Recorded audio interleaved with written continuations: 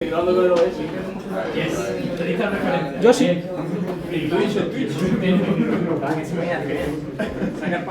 Claro. ¿Podéis pasar un poquito? El problema es que lo tenemos nosotros. No concretamente por eso.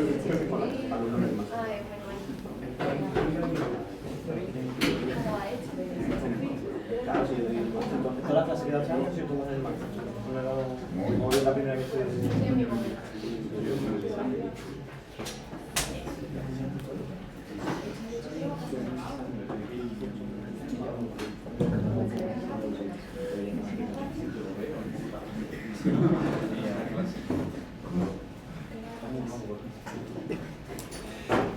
Pues bueno, tal y como comentó antes Gualberto, ¿vale? En esta segunda parte del seminario, lo que vamos a ver va a ser cómo podemos implementar nuestros propios widgets o nodos para Orange mediante el lenguaje de programación Python, ¿vale? Para ello, primero vamos a ver la estructura de carpetas y archivos que necesitamos.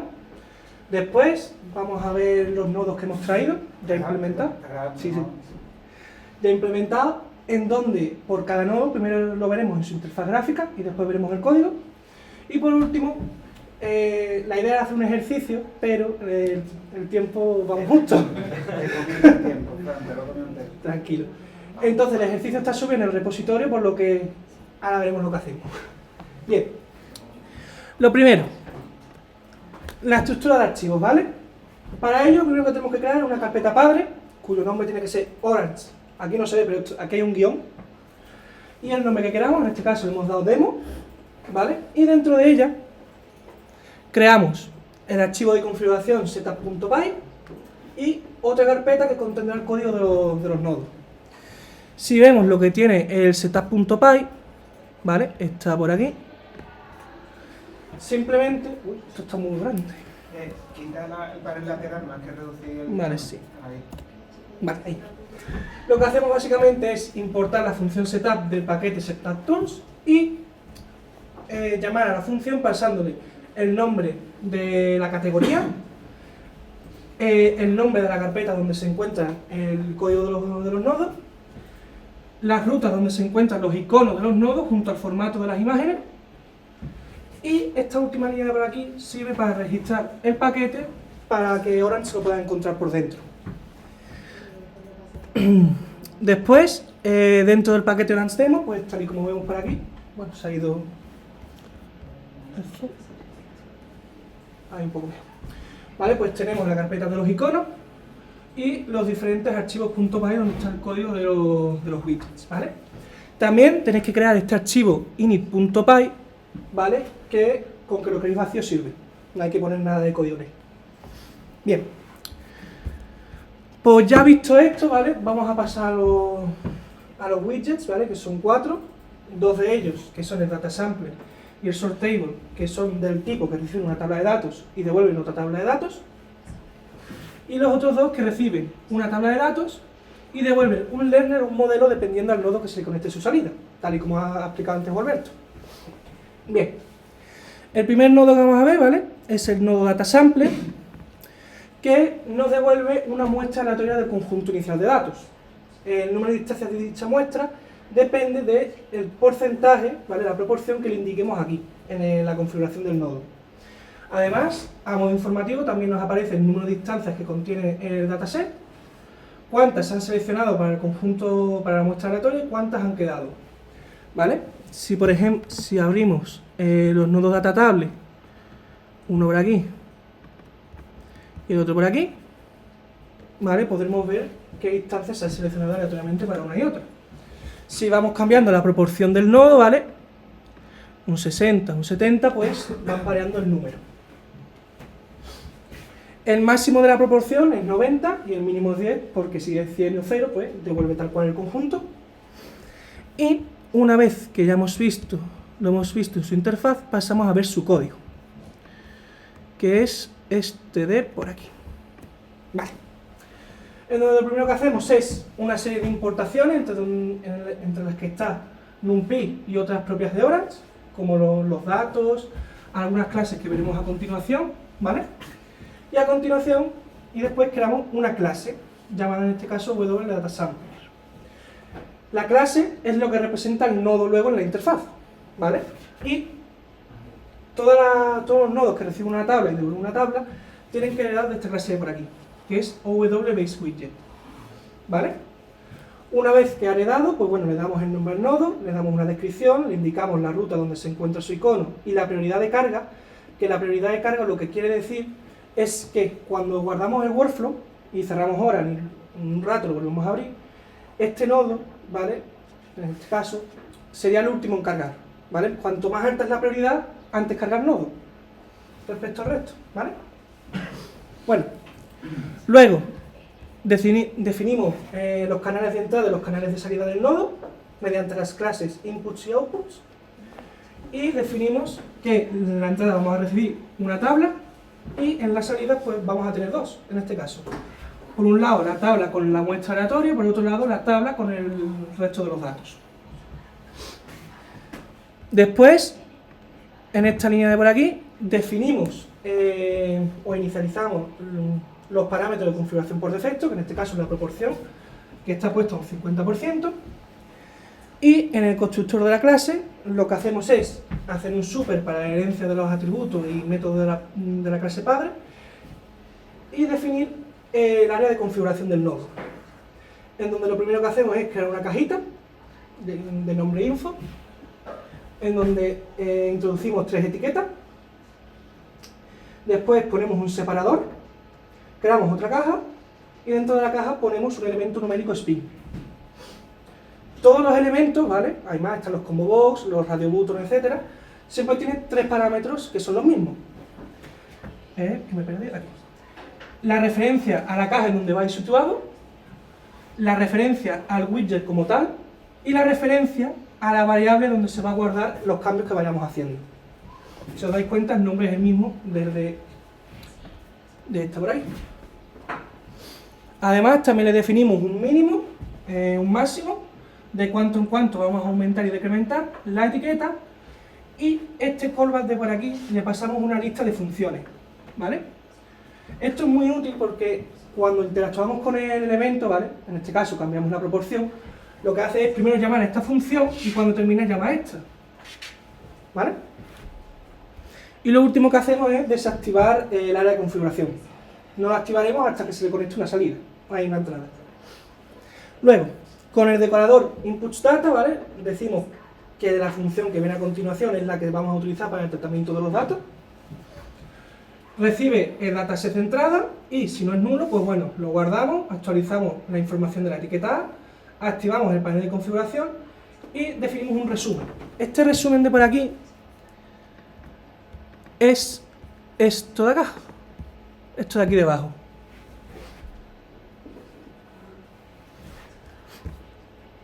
Vale. Y por último llamamos a la función selection.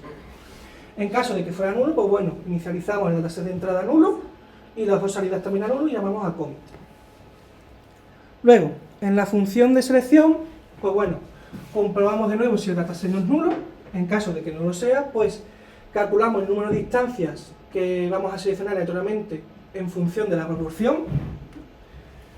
Obtenemos los índices permutados de la tabla aleatoriamente. Obtenemos por aquí los índices de la muestra, los índices de las instancias que han sobrado. En set.sample ya ponemos las instancias, las filas como tal, y en order lo mismo. Definimos una salida, un resumen de salida, en donde ponemos por aquí, se ve mejor, el número de filas de la muestra aleatoria y el número de filas del conjunto de filas sobrantes. Y por último actualizamos la información de las etiquetas base. Y ya en la función commit, pues por el canal sample enviamos la variable sample, que recordemos tenía ya la muestra aleatoria, y por el canal other, pues enviamos la variable other que tenía el resto de instancias del conjunto. Bien. El siguiente nodo, ¿vale? Es el nodo sortable, que a lo mejor algunos estaréis preguntando que para qué sirve. Si cuando en el nodo datatable ya podemos ordenar una columna directamente. Pues bueno, lo que pasa es que esta ordenación no es persistente. Es decir, si conectamos la salida de este nodo datatable a otro nodo datatable, la ordenación no se ha aplicado en ningún momento. ¿vale? En este caso, ahí está. Por defecto, el nodo ordena por la primera columna del conjunto y de manera ascendente, como podemos ver por aquí. Si quisiéramos ordenar por cualquier otra columna, pues simplemente lo tenemos que cambiar en el combo box y ya estaría cambiando. Este se habría ordenado por el séparo, la anchura del séparo.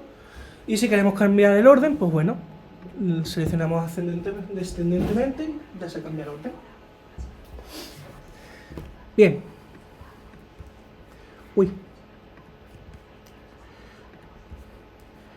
Si vemos el código de este nodo, está por aquí, en donde al igual que antes, pues bueno, hacemos una serie de importaciones, entre ellas pandas, que preguntaban antes por ahí si era compatible.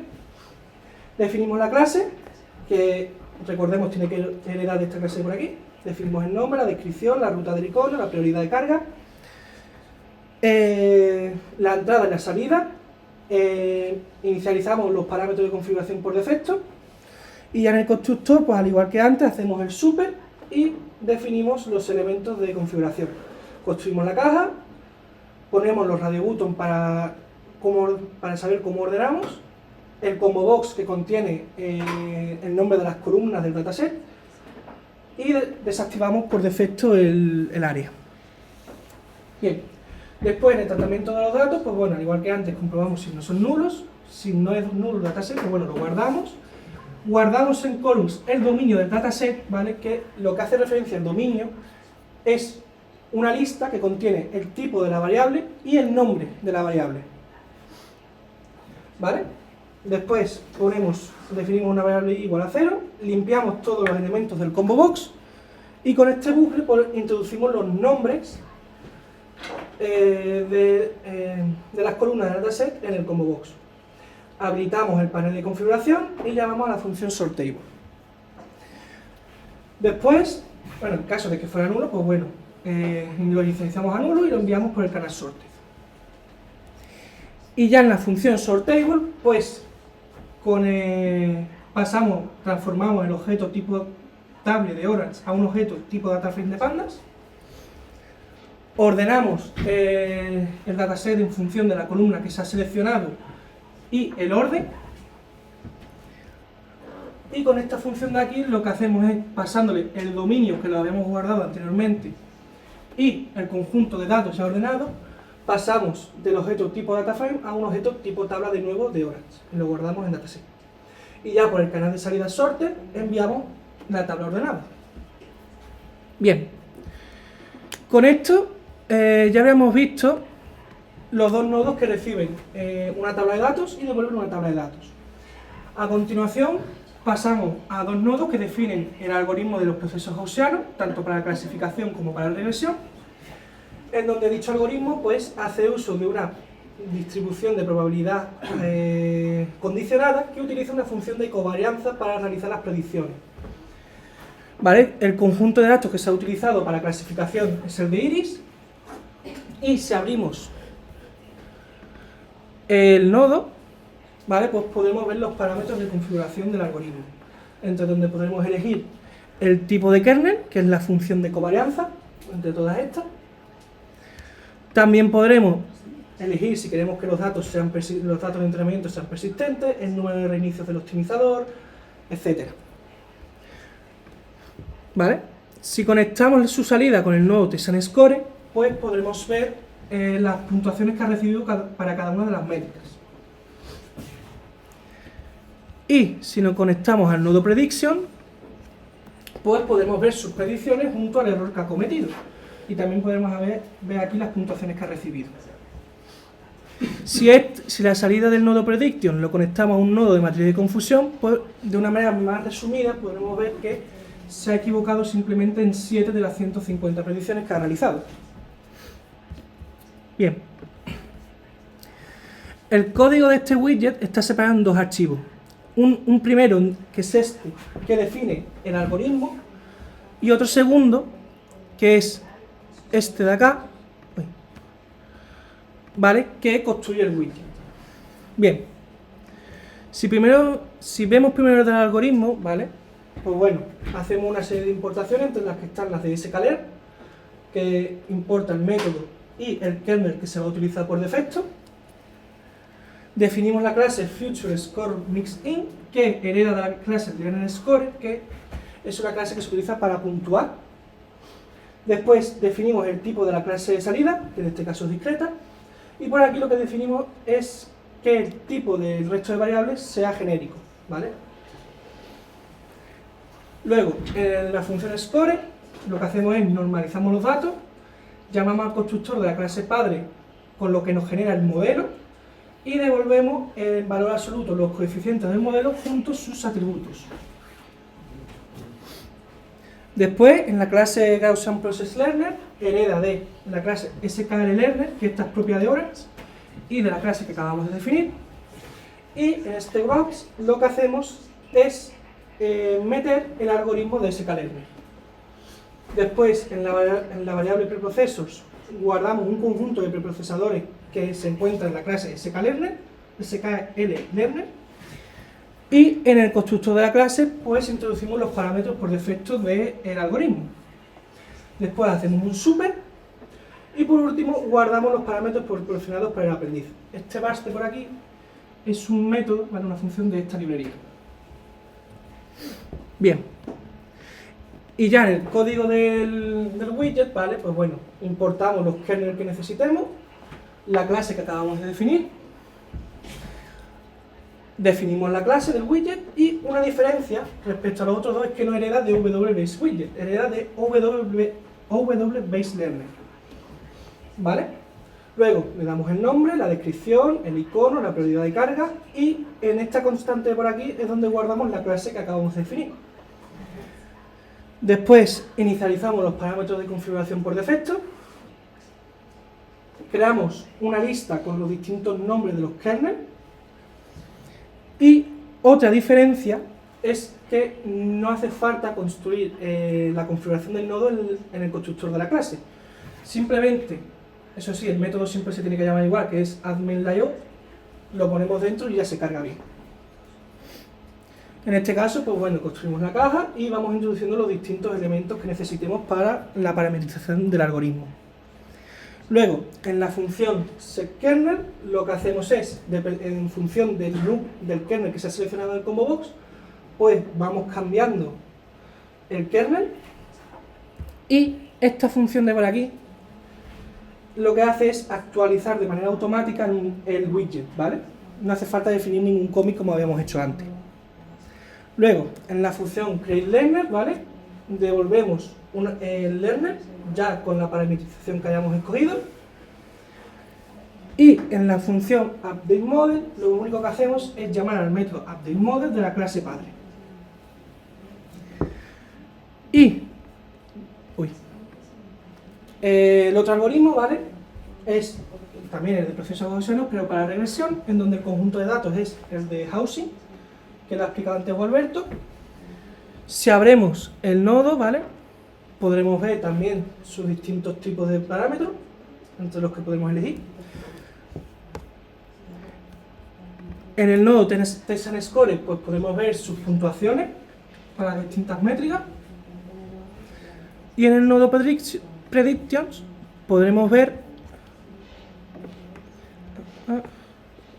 las predicciones que ha realizado junto con su error. Y también podemos ver de nuevo las puntuaciones de las métricas. Vale. Al igual que el otro código, ¿vale? El otro widget está separado en dos archivos, uno que define el algoritmo y otro que define el atributo, ahí el widget. Y son básicamente iguales que los otros. Lo único que llega a cambiar es que el tipo de la clase de salida en vez de ser discreta es continua y que en el WAPS en vez de guardar el algoritmo de clasificación guardamos el de regresión. Esos serían los únicos cambios que se tendría que hacer. Y lo mismo pasa con la implementación del widget, que es exactamente igual. O sea, hacemos las importaciones que sean necesarias, definimos la clase, que herede de W-Base-Learner, le damos el nombre, la descripción, el icono, la prioridad, definimos la constante, inicializamos los parámetros por defecto, definimos la lista, definimos también la función para la configuración del nodo, para el panel de configuración, la función setKernel, que es exactamente igual a la anterior, la función createLearner, que también es exactamente igual que la anterior, y la de updateModel, que también es exactamente igual que la anterior. Las diferencias entre uno y otro no varían mucho. Bien, y con esto habríamos terminado de ver los 4 widgets que hemos traído. Lo último que sería realizar un ejercicio con una plantilla que teníamos preparada, pero por el tiempo no lo vamos a poder hacer. Lo que hacemos en su lugar, ¿vale?, es que en el repositorio de GitHub, ¿vale?, que lo tengo por aquí, hay esta carpetita por aquí que es ejercicio, en donde está el código completo del que íbamos a realizar, que es una selección por atributos, en donde dicha selección está basada en la importancia que un modelo le da a los atributos de un dataset. ¿Vale? Entonces, lo primero que vamos a hacer va a ser, bueno, imagino que ya todos tendréis el Orange instalado, ¿no? ¿Vale? Lo siguiente sería descargaros el código del repositorio y una vez que lo tengáis instalado, lo tenéis que meter, si se abre, en esta carpeta scripts de por aquí, que está aquí. Una vez que ya lo tengáis dentro, abrís un terminal y accedéis hasta esa carpeta scripts. Uy. Lo voy a aclarar un momentito, Fran. Vale. Ya, ahora mismo tenéis el Orange descargado. Algunos trabajaré con Windows, otros con Linux, con Mac, dependiendo. Los ejemplos que podemos hacer ahora, por el tiempo que hay, es si tenéis el Windows o tenéis Mac o Linux, pero descargad lo que os pasé por correo, que era la librería instalada con pip del PyQt5, una librería que yo puse en el correo. Si la habéis hecho, perfecto. Si trabajáis con Windows y eso no lo habéis hecho, también perfecto, podéis seguir los pasos que vais cifrando. Pero si tenéis Linux o Mac y no habéis hecho esos pasos, lo podéis hacer ahora, pero no sé si ahora mismo tienen algún problema con la librería. Si no hay un problema, lo hacéis sobre la marcha, ¿vale? Pero bueno. Entonces, lo que tenéis que descargar es el repositorio de GitHub, que os pasé también por correo. Hacéis un zip, o sea, descargáis el zip de todo el repositorio entero, ¿vale? Y esa carpeta va a tener por dentro una subcarpeta. Esa subcarpeta, ahora muestras tú esa subcarpeta, la tenéis que copiar en la carpeta de instalación donde esté el Orange instalado en vuestro equipo, dentro de una subcarpeta que se llama Scripts. Ahí dentro de Scripts metéis esa carpeta que viene del repositorio de GitHub, ¿vale? Esta de aquí. Esa es, porque dentro de esa script está el pip, el que permite instalar la librería dentro del entorno de Orange, para que los widgets que desarrolléis se queden integrados en Orange, ¿vale? Ahí metemos la carpeta ejercicio. ¿Qué? ¿Cuál? ¿Qué carpeta ponemos? No, la de Orange Demo. Orange Demo. Esta, vale. Orange Exacto, Demo. Lo que es la que pasa tiene la estructura definida. Tiene que coger la de ejercicio Claro. que está dentro, ¿eh? Claro. Cogéis la carpeta de ejercicio, exacto. que tiene un archivo .py, y lo metéis dentro de Orange Demo también. Vale, Exacto. Eso sí lo entiendo. Vale, si alguien dice peta, me lo... Bueno, si queréis, todo esto se va a grabar. Si queréis hacerlo sobre la marcha, perfecto, y si no, pues más adelante, si tenéis dudas, preguntáis, ¿eh? Entonces ya al arrancar ya debería cogerlo. Exacto. Ahora, mediante el terminal accedéis a la carpeta scripts y ejecutáis el comando pip install -c punto. Fran, ¿te puedes ampliar un poquito más? Creo. Y no es punto, ¿eh? Sí. Cuando está. Es Orange Demo, ¿no? Eso. Bien visto. Ya es la costumbre del otro. Sí, eso. Por más grande, por favor. Ahí. Sí. Fijaros, si ya tenéis la carpeta que viene del repositorio de GitHub y la descomprimís, hay de una subcarpeta que se llama Orange Demo. Ahí colocáis el archivo que viene de la carpeta ejercicio, que es el quinto widget que vamos a incluir. Ya tenéis los 4 anteriores que ha explicado Fran, el quinto lo añadimos. Y con esa carpeta Orange Demo nos la traemos a la subcarpeta scripts del lugar de instalación de vuestro Orange, ahí dentro. Y ahora en un terminal es donde escribe pip install -c Orange Demo para que instale ese paquete como librería dentro de Orange. Sí, por acá. A ver, un poco de info. Vale. Cuando le damos play, bueno, lo ejecutamos. No me lo está cogiendo. Ahí. Vale, tiene que aparecer algo como esto.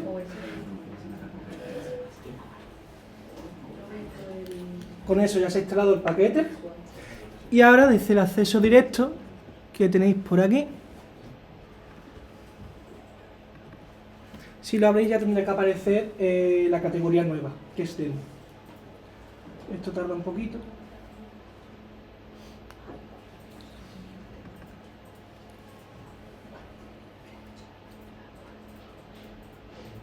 Tarda un ratito. Sí, ahí está. Y ya estaría por aquí. ¿No? ¿Y el quinto widget? Eso va a hacer desde otro lado. Ah, vale, vale. ¿Vale? Una vez que hayáis hecho eso, pues como ha dicho Gualberto, tendréis que arrastrar este punto .py aquí dentro, a esta carpeta de aquí, que es Orange Demo, y de nuevo compiláis y volvéis a ejecutar. Y una vez que hagáis eso, ¿vale? Ya os tendrá que aparecer el quinto widget, que es este por aquí, que es el Feature Selection. ¿Vale? Si le conectamos los datos, está por defecto Iris, y lo conectamos a un nodo Data Table,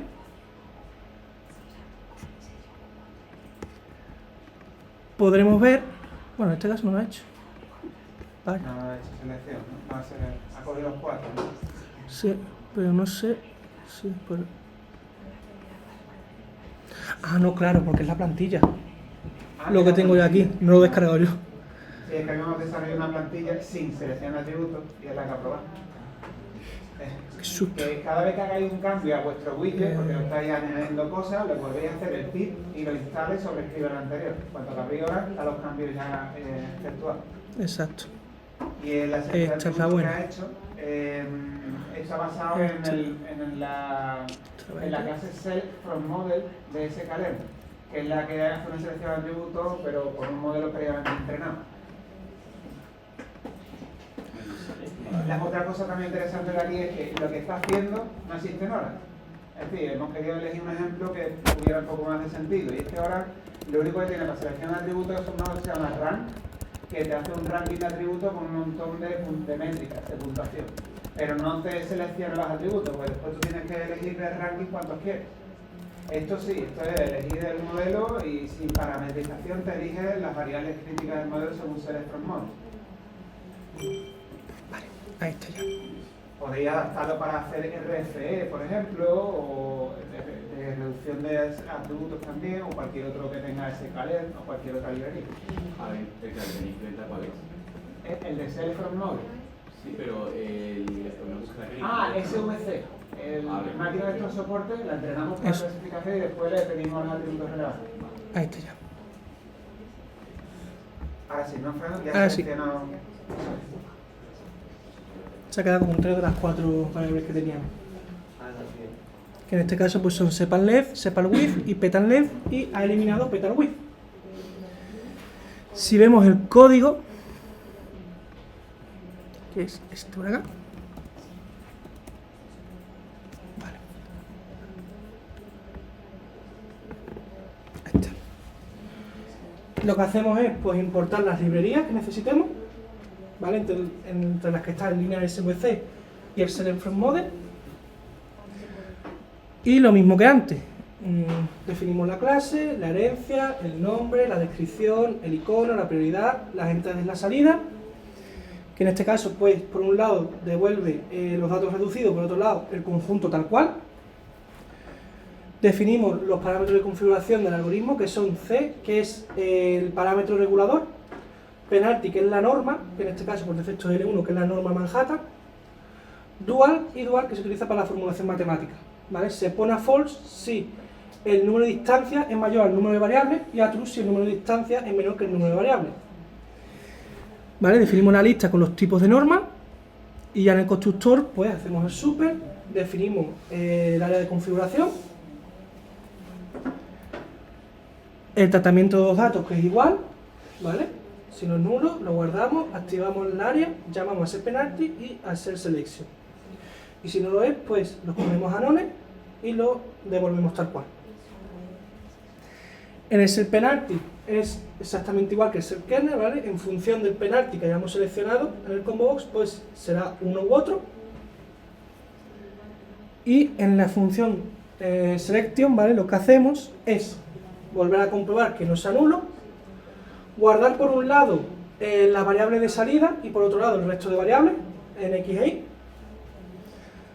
guardar el dominio de la clase de salida, guardar el dominio del resto de variables del conjunto, parametrizar el algoritmo mediante los parámetros que se han escogido y entrenarlo, preparar la selección de atributos en donde prefit hace referencia si el modelo ha sido entrenado ya. Aplicamos la reducción, la selección de atributos, hacemos una redimensionalidad de la variable i para que en vez de ser una lista unidimensional sea bidimensional, para poder así concatenarla con el otro conjunto. Con este método de aquí de getSupport lo que hacemos es obtener un vector de booleano en donde true es la variable que se ha seleccionado y false la que no. Y esto para que se vea entero. Con esta comprensión de listas lo que hacemos es obtener el dominio de las variables que se han seleccionado, porque si no, no tenemos peta. ¿Vale? Hacemos el casteo a domain, pasándole el que se ha seleccionado más el de la clase de salida. Y ya, al igual que hicimos con sortTable, ¿vale? Pues con from numpy le pasamos el dominio, los datos reducidos y nos saca el objeto datatable. Y ya por el canal reduceData, pues pasamos los datos reducidos y por el canal data los datos tal cual, para poder hacer así una comparativa entre ellos. Y me perdí horas, quedaría así. ¿Vale? Podemos elegir entre el tipo de penalty. Si ponemos L2, pues vemos que solamente se queda con 2 columnas. Podemos ir aumentando, decrementando el parámetro regulador. Uy, bueno, eso no me gusta. Porque hacerlo negativo. Claro. Y poco más. Eso sería todo. ¿Tenéis alguna duda o algo? ¿No? Un pequeño apunte. Antes de entrar en el nodo había una clase que se llamaba iris. Después de salir del nodo no está marcada como clase, como si fuera un atributo. Hay que establecerlo como tal. Vale, pues eso se me ha pasado. No, no pasa nada, que me da cuenta. Pues eso habrá que hacerlo también. No pasa nada. ¿Dudas, preguntas? Cualquier cosa así. ¿Se podría poner para que se configurara cualquier modelo de sklearn, por ejemplo? Sí. Tienes que saber los atributos y tú pues vas construyendo la configuración en base a los atributos que tengas.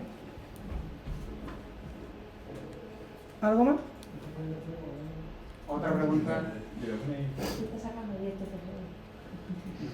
Si no fuera sklearn, fuera por ejemplo TensorFlow o fuera otra librería de Machine Learning y demás, lo único que tiene que estar instalada antes con Py, claro. Llamarla con Python y ya está, no tiene más historia. Otra pregunta que se podría hacer es, ¿qué pasa con un cómputo que es muy largo?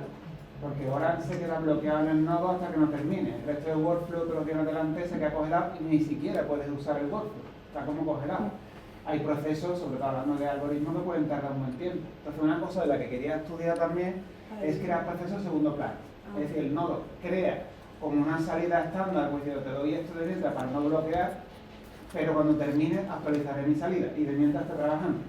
Pero me gustaría trabajar con esos procesos en segundo plano, que sea un proceso, un hilo creado con Python, y a ver cómo eso se puede hacer. Tengo que investigar. ¿Se podría integrar en el entorno distribuido, por ejemplo, con Python o alguno de estos? Siempre que se pueda lanzar algo con código de Python en un nodo, lo va a hacer. O sea, claro, el tema del clúster. cualquier cosa. Sí. Necesitarlo sobre un clúster. Claro, efectivamente. Tú creas en un nodo el entorno del clúster, lo configuras, y después tendrá otro nodo que reciba un dataset y lo distribuya en el clúster, y después tendrá otro nodo que sea de ejecutar un algoritmo sobre el dato distribuido. Sobre el dataset. Tendremos que hacer, que lo permite, Hay que programarlo, claro, eso no está programado. Será como 3 tipos de nodos al menos, pero todo en Python. Bueno, en Python o cargando una librería de Wrapper, de Java, de lo que sea, de Scala, lo que sea. Yo pregunta sobre los archivos. Yo entiendo que el archivo lo que hace es cargarlo en memoria, tal cual, ¿no? Sí, sí, sí. Se podría implementar también uno que fuera un iterador de Java. Un generador de Python, ¿no? Que no Un generador de Python. Claro, claro. Porque no, para que no tenga que mantener en memoria toda la información, porque aquí yo he visto que todos los datasets que te dan, con razón, tienen como muchos mil instancias. Claro, no Pero me eso, cuando me llegó uno de que tenga millones de instancias para cargarlo en memoria, Ya, la cosa es que los nodos devuelven su salida a través de los canales. Claro. Pero yo no gestiono qué se hace con esa información. Por ejemplo, yo puedo ver un generador que a efectos prácticos es compatible con tipo colección. Siempre que sea un table va a ser compatible. Pero después Orange igual lo convierte a table, lo materializa en la memoria, aunque yo se lo haya dado como generador. Para mantenerlo como generador lo veo difícil porque el resto de nodos de Orange no van a conservar el modo generador. ni siquiera el propio SKLearn lo soporta, entonces no creo. Ya, claro. Porque yo supongo que funciona esto por encima de, en parte, como SKLearn y no lo soporta, entonces pues claro. Pero bueno. Veo como va bien extender clases que ya existen en Orange, pero es más transversal. Tienes que cambiar las clases, heredar de table, heredar de todo, para que no lo mantenga en memoria, sino que caché cosas en memoria, pero el resto del disco. Ornate, por ejemplo, tiene eso, lo que acaba de comentar. Las tablas, los nodos en Canime, todos los datos, tú decides qué proporción quieres guardar en memoria, qué proporción quieres guardar en disco. A partir de tu umbral de número de filas o de tamaño de valores, ya lo que hace es guardarlo en disco por defecto. Pero no es lo mismo, no es lo que busco, porque eso es para simplemente para no ahorrarte memoria RAM usando la memoria virtual. Sí, tú dices ni siquiera es que se genere, ¿no? Yo quiero que en plan, vaya iterativo, que me vaya, conforme vaya necesitando las filas, la vaya obteniendo. Entiendo. Por ejemplo, algunos módulos de SKLearn que yo sepa son iterativos, son incrementales y me permite aprender sobre un sample cada vez. Entonces yo puedo generar un generador sobre un sample y aprendiendo y así ahorrarme toda la memoria de ese kernel. Entiendo perfectamente. Y más con el tema de data streaming que trabaja Laura también es muy útil para eso. Pero eso Canime tampoco lo tiene. No tiene ni hora ni Canime. Pero me parece también interesante. Debería que dar ahí. La clase te da. Aunque entiendo que el objetivo de ahora tampoco es ese. No es tampoco hacerlo lo más super eficiente del mundo. Exactamente. Ahora, como podéis comprobar, el seminario es para tamaños de archivos pequeño medio, ¿vale? Hay archivos en el dataset también grandotes, hay en el nuevo dataset, ¿verdad? Que no está en todo mal. Pero es más para exploratorio, hacer comparativas, sacar hipótesis, sacar gráficas, descubrir cosas. Y para automatización de tareas, pues si esos algoritmos funcionan bien y lo quieres automatizar para tareas más grandes, sabes los algoritmos funcionan, puedes usar la API de Orange en un programa en Python y usar los mismos algoritmos, pero a nivel programático, sin entorno visual. También lo podía hacer. Más preguntillas, cosas así, dudas de la parte esta de Python o de, en general de todo el seminario. Entonces también puedes programar la paralelización de un módulo que se ejecute en paralelo. Claro, Sí. la idea es esa, claro, un nodo que se pueda ejecutar en paralelo, sus procesos por dentro. Siempre Se que puede. Python puede crear los procesos que quiera ahí dentro. Yo quería preguntar cómo lo lleváis vosotros en el día a día de la investigación, en el sentido de vosotros hacéis vuestros desarrollos en Python y luego cuando queréis cómo hacer, o sea, hacer experimentos rápidos y tal, utilizáis esto, ¿cómo lo usáis vosotros en vuestro día a día? Pues depende del proyecto que sea, claro. Yo, primero, para los proyectos que son de investigación, depende del volumen de datos, ya puedo hacer el volumen más. Nada. Gracias por venir, hasta luego. Depende del proyecto, ya digo. Hay proyectos donde el conjunto de datos es pequeño, hablo de, por ejemplo, colaboraciones que tengo con el departamento de marketing, por ejemplo, un estudio que estoy haciendo con Roberto, un profesor aquí en la universidad. Eso tiene un conjunto de datos razonable y no me voy a poner a programar cuando lo que quiero es ver modelos rápidos para ver qué clasificación, qué tasas de errores se pueden conseguir, hasta dónde da ese potencial ese dataset. También ver la distribución de los valores para entender qué modelos podría aplicarle o no. Dependencias lineales, hago proyecciones en 2D para ver la separabilidad de las clases. Cómo se distribuyen los valores ausentes también, si hay valores ausentes. Esto tiene imputación de valores ausentes también. Puedo aplicar diferentes técnicas y comparar. Puedo hacer diferentes caminos en mi workflow para quitarme todas las dudas que se me generan al principio de los proyectos. Cuando yo ya lo tenga bien claro, muchas veces ya tengo los resultados. Y es que no tengo que aprender el programa. Si ya los tengo, pues cojo, los exporto, los pongo bonitos y lo entrego, lo presento, lo publico. Otras veces no, otras veces ha pasado que los datos pues necesitan una transformación que ahora no me permite. Por ejemplo, yo he estado trabajando con datos de sensores biomédicos y son series temporales y tengo que coger no una ventana sino una caracterización de estadística y yo sé que hay un paquete de Python estupendo que me lo hace.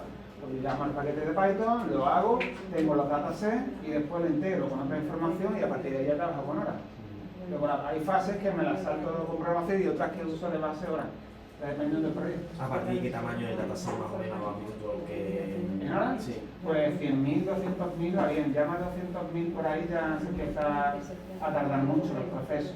Depende de lo que hagas también, incluso con 100.000 se puede llevar un ratito, depende de lo que... Por ejemplo, simplemente la parte exploratoria, ¿no? Por ejemplo, de las variables que Ahí tiene un límite bastante importante y de hecho te da un warning Orange y te dice tu dataset está muy bien, pero voy a considerar solamente las 2.000 primeras filas y ese es el límite que tiene. Entonces explora 2.000, que me coge las 2.000 primeras filas y es inexorable que yo nada más que puedo visualizar 2.000.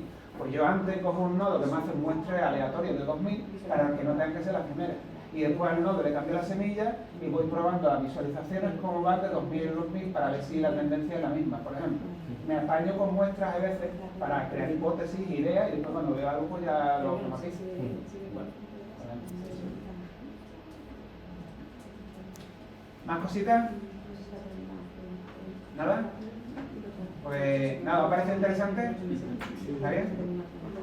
Pues la idea de nosotros es, vamos a seguir trabajando con Orange y vamos a intentar crear otro seminario, continuación de este, os animo a que vengáis, ya más específico, ¿vale? Porque este es muy general de aprendizaje supervisado.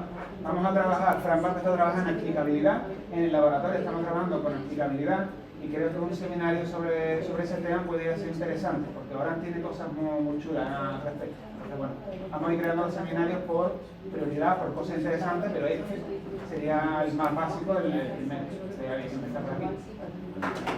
Pues nada, pues muchas gracias a todos de verdad por venir. Muchas gracias. Espero que hayáis pasado bien y vamos a dar la cervecita y a almorzar, ¿vale?